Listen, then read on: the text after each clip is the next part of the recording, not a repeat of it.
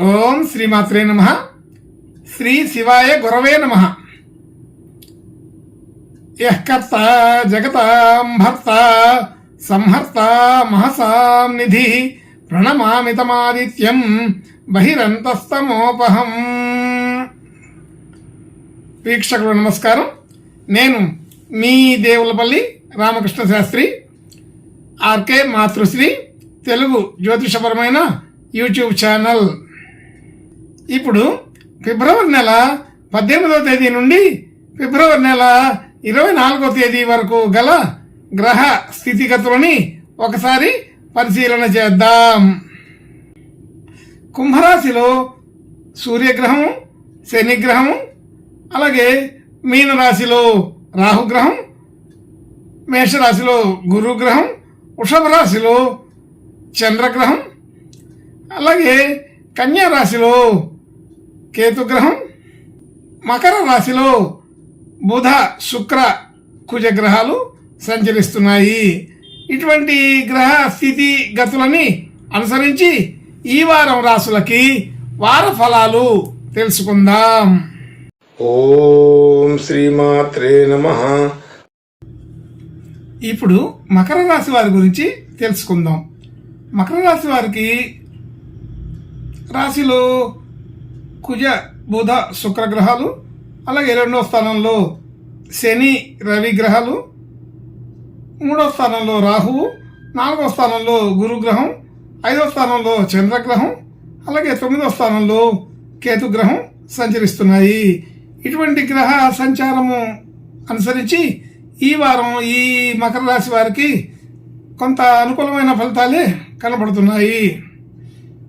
ముఖ్యంగా రాశిలో శుక్ర బుధ గ్రహాలు కుజునితో కలిసి ఉచ్చ స్థాయి కలిగిన కుజునితో కలిసి ఉండడం అనేది ఇక్కడ విశేషం. అయితే కుజుడు ఉచ్చస్థానంలో ఉండడం వలన ఈ వారం కొంత దూకుడు నిర్ణయాలు తీసుకోవడం, ఆలోచనలన్నీ కూడా అమలు చేయడం, గతంలో ఎప్పుడో చేయాలనుకున్న పనులన్నీ కూడా ప్రారంభించడం లేదా అమలు చేయడానికి ప్రయత్నం చేయడం జరుగుతుంటుంది.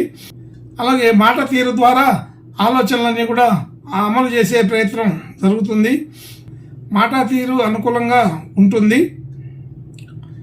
ధనయోగాదులు గతంలో కంటే పెరుగుతున్నాయి. అలాగే కుటుంబ సభ్యులు, బంధుమిత్రులు అందరితో కలవగలుగుతారు. అలాగే శుభ సంబంధించిన విషయాల్లో శుభకార్యాల్లో పాల్పంచుకోగలుగుతారు. ఆనందంగా గడపగలుగుతారు. బంధుమిత్రులు మన ఇంటికి వచ్చే అవకాశం ఉంటుంది. ఆర్థికపరమైన లావాదేవీలన్నీ పరిష్కారం అవుతాయి. కుటుంబ సభ్యుల నుంచి వచ్చే ఒత్తిడి తగ్గుతుంది. అందరూ కూడా మన మాట తీరు వ్యవహారానికి అనుకూలంగానే స్పందిస్తారు. గృహ వాహన యోగాదులు ప్రయత్నపూర్వకంగా ఫలిస్తాయి. విద్యార్థులకి విద్యా విషయంలో మంచి గుర్తింపు, రాణింపు ఉంటుంది. కీర్తి ప్రతిష్టలు పొందగలుగుతారు. కొత్త విషయాలు ఏదైనా తెలుసుకోవాలనుకునే వాళ్ళకి, కొత్త విజ్ఞానం కోసం ప్రయత్నం చేసే వాళ్ళకి, కొత్త కోర్సులు నేర్చుకునే వాళ్ళకి అందరికీ కూడా ఈ వారం అనుకూలంగానే ఉన్నదని తెలుస్తోంది. అలాగే రుణ సంబంధించిన విషయాల్లో రుణాల నుంచి విముక్తి పొందే అవకాశం ఉన్నది. రుణ భారం తగ్గించుకోగలుగుతారు. శత్రువుల్ని మిత్రులుగా చేసుకోగలుగుతారు. ఆరోగ్య సమస్యలన్నీ కూడా కొంత అనుకూలపడే అవకాశం బాగానే ఉంది. భార్యాభర్తల మధ్య అనుకూలత సాధారణంగానే ఉన్నది. అలాగే మనం గతంలో పెట్టిన పెట్టుబడులన్నీ కూడా వృద్ధి చెందుతాయి. అలా కొత్తగా ప్రయత్నం చేసి పెట్టుబడులు పెట్టాలనుకునే వాళ్ళకి మాత్రం ఇది సరైన సమయం కాదని తెలుస్తోంది.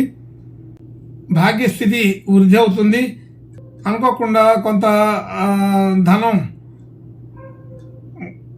కలిసి వస్తుంది. ఉద్యోగ ప్రయత్నాలు చేసే వాళ్ళకి ఉద్యోగ ప్రయత్నాలు అనుకూలపడతాయి. అలాగే వివాహ ప్రయత్నాలు చేసే వాళ్ళకి కూడా ఈ వారం అనుకూలంగానే ఉన్నది. ఉద్యోగ స్థాయిలో మంచి కీర్తి, గుర్తింపు, గౌరవం కలుగుతాయి. మనం పడిన కష్టానికి గుర్తింపు కలుగుతుంది, గుర్తింపు లభిస్తుంది. మానసికంగా ఉత్సాహంగా, ఉల్లాసంగా ఉండగలుగుతారు. అన్ని పనులలో కూడా కొంత చేసిన పనికి వచ్చిన ప్రతిఫలానికి అన్నిట్లో కూడా సంతృప్తి కలుగుతుంది. ఆర్థికపరమైన వ్యయం అనుకూలంగానే ఉంటుంది. పెద్దగా ఇబ్బందికరమైనంత విషయాలైతే ఏమీ లేవు. సాధారణంగా ఈ మకర రాశి వాళ్ళకి గతంలో కంటే ఈ వారం కొంత మంచి అనుకూలమైన ఫలితాలే కనబడుతున్నాయి.